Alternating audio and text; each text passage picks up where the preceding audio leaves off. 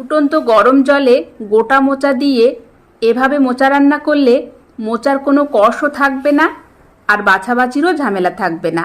প্রথমেই জলটাকে ভালো করে ফুটিয়ে গোটা মোচা দিয়ে দিলাম আর সেই সাথে লবণ হলুদ। 1-1.5 মিনিটের মতো মোচাটাকে সিদ্ধ করে তুলে নিয়ে এভাবে বেছে নিলাম। এরপর মোচাটাকে মাঝখান থেকে এভাবে ফালি করে একদম কুচি কুচি করে কেটে নিলাম।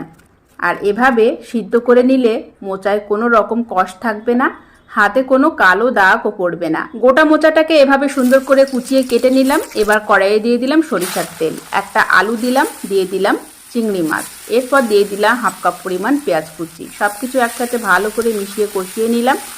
আদা রসুন বাটা দিয়ে দিলাম 1 টেবিল চামচ পরিমাণ, কাঁচা লঙ্কা কুচি দিয়ে দিলাম। ভালো করে কষিয়ে এবার আগে থেকে সিদ্ধ করে কুচিয়ে রাখা মোচা দিয়ে দিলাম। দিয়ে লো টু মিডিয়ামে রেখে ভালো করে নাড়াচাড়া করে একটু সময় ধরে ভেজে নিতে হবে। এই পর্যায়ে আবারও কয়েকটা চেরা কাঁচা লঙ্কা দিয়ে দিলাম।